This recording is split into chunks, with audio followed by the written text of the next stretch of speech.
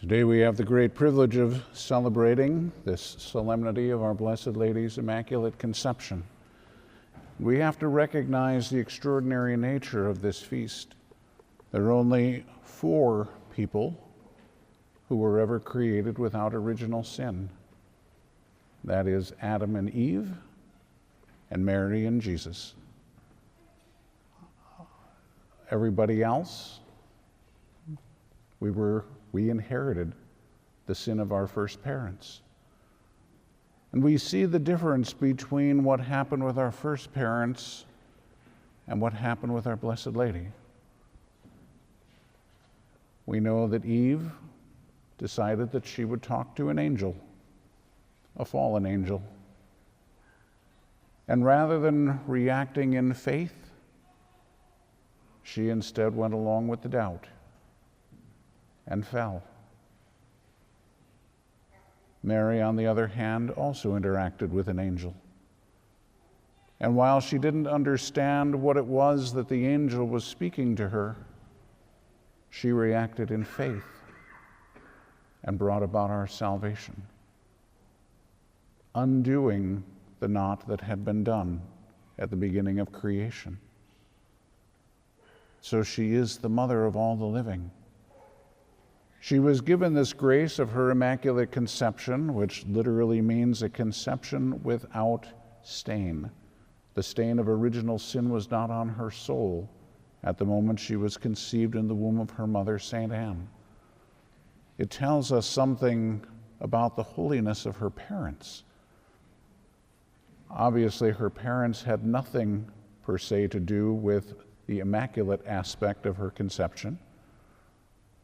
But we also have to look at it and assume that God is not going to bless something that was not pure, something that was lacking in perfection, which tells us that the holiness of Joachim and Anna was so profound, and the love that they had between them was so profound, that in the act that brought about the conception of their daughter was so holy that God could then create a soul to infuse into the body that was prepared by the parents, a soul that was without original sin.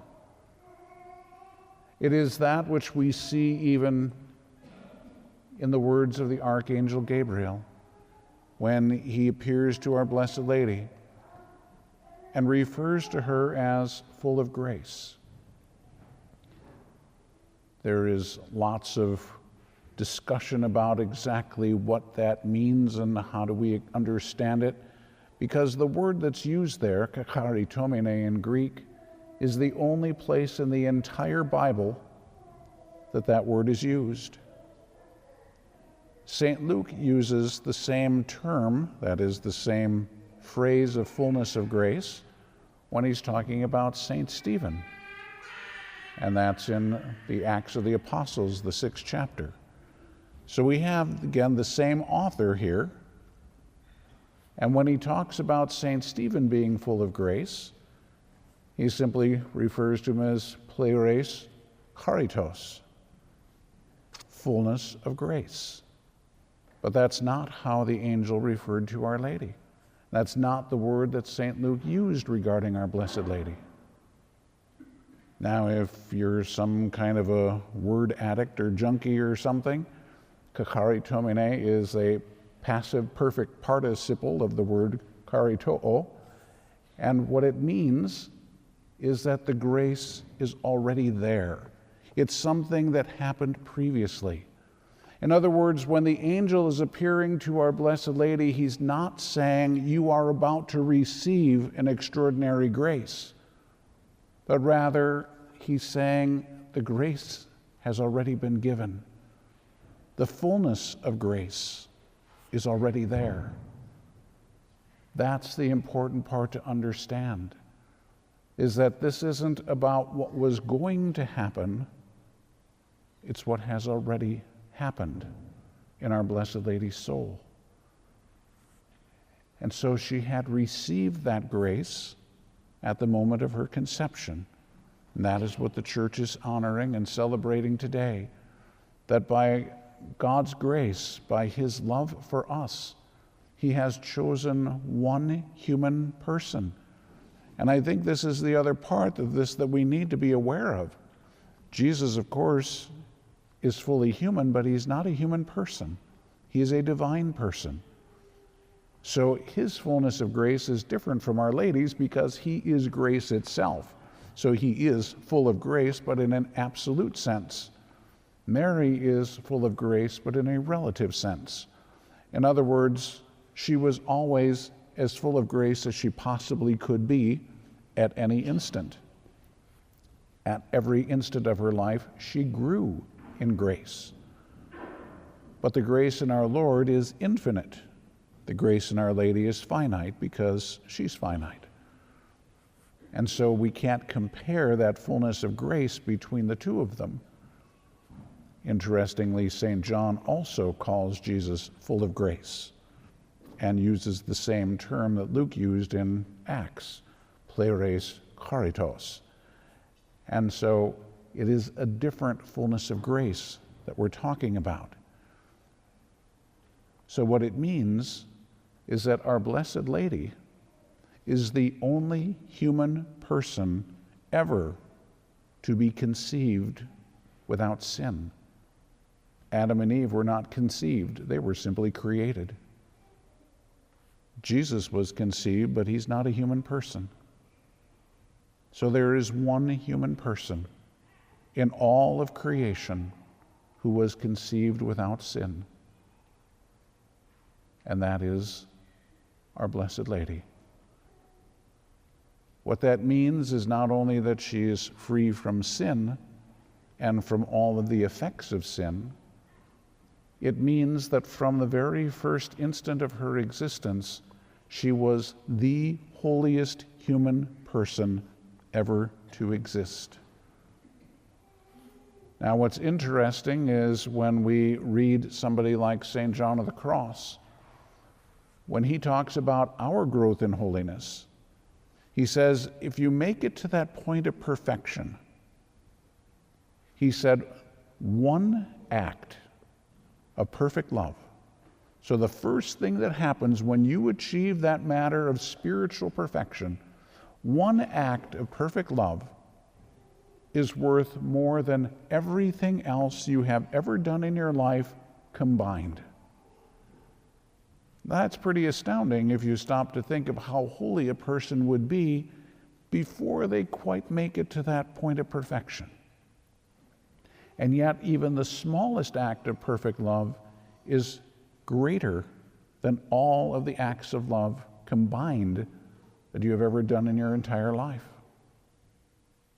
Now, I say that to be able to say, now, think about our Blessed Lady, who was absolutely perfect from the moment of her conception. So if the smallest act of love is greater than everything else that we've done, she started holier than the holiest of the saints who have made it to that perfection. And so when we talk about her growing in charity, growing in love at every single moment, growing in grace at every instant of her life, that growth is not just a little bit, it's exponential. And she kept growing more and more and more. And so she is truly the holiest human person ever to have lived.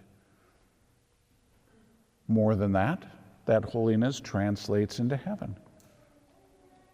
And the saints tell us that her holiness is greater than all of the angels and all of the saints combined, which is why she is higher than all of them.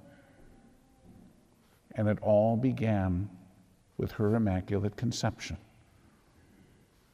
And so that's why we celebrate that, because she's the only person, the only human person to have this kind of distinction. She's the only one among us who has actually lived human life the way that God intended it to be. Adam and Eve were created without sin. They were given everything that they needed. They had all the grace there at their disposal. All they had to do is cooperate, and they chose against it. It's the way that you and I were supposed to live. But because of what Adam and Eve did, and then, of course, what all of humanity has done ever since then, we come in to the world with sin on our soul. We're brought into a very sinful world. And tragically, we've all given into those sins time and time and time again. So what an extraordinary thing that there was one human person who didn't do that. So she is singular among all of humanity in that way. And what a blessing. Now we also recognize as we talk about all of that the church gives to us this second reading, reminding us that God has chosen us, you and me, from all eternity. It's one thing to be able to look at it and say, from all eternity, God determined that his Son was going to become a human being, and therefore that he would need a mother. Not because God needed to do it that way, because he chose to do it that way. Jesus could have just simply dropped down into the earth as a 33-year-old man, gone to the cross, and that would be it. He didn't. Because God determined that he would live a fully human life, and therefore God himself determined that he would need a mother. And so from all eternity, God chose our Blessed Lady. We don't know why it was her. Why was it at that time instead of in our time? Why was it not before or after that? We don't know. That's God's, that's entirely up to him. But out of all of humanity, from all eternity, because this was the determination he had made regarding his own Son, he also determined that this one extraordinary woman would be created for his Son, so that she would be the worthy place for the beginning of his human life. He came to redeem us from sin, and therefore he had no personal union with sin. In other words, even in his mother's womb, she had never sinned, and so was pure and perfect in that way. So we can understand when you look at it from that point of view and say, okay, from all eternity, this is what God did. But that's not what St. Paul said. He didn't simply say, okay, regarding Jesus and Mary, that was a decision God made from all eternity. That would make perfect sense, but that's not what he said. He said, God chose us. God chose us before the foundation of the world. For what purpose? To be holy and without blemish before him. That's what our lives are to be. That's what we're to be striving for. What Our Lady had from the very beginning, as I mentioned, what St. John of the Cross talks about that we can achieve, that's what we're supposed to be about. Ridding ourselves of sin, growing in holiness, being filled with the grace of God. If Stephen can be called full of grace because his holiness had achieved that level, you and I can be as well. It's not easy, it's not quick, and yet, by God's mercy and by his grace, it is possible. And so that's why St. Paul tells us that we are to exist for the praise of the glory of God. So now as you look at your own life, ask yourself, is that what you see? Do you recognize that you are made for God's glory? That you exist for God's glory? Our Lady did that at every instant of her life. Obviously, our Lord did because he is God. But you and I are called to that. We are to exist for the glory of God. That's a pretty profound statement. And most of us, the way we live, we don't demonstrate that very well. So maybe this is an opportunity for us to be able to make that choice, to get on that track. We have not only our Blessed Lady, who is without sin and therefore now is interceding for us before the throne of God, but she's also our mother, interceding for us before the throne of God. And she is the patroness of the United States of America. Just as St. Boniface is the patron of Germany, or St. Patrick is the patron of Ireland, and so on, Our Lady's Immaculate Conception is the patroness of America.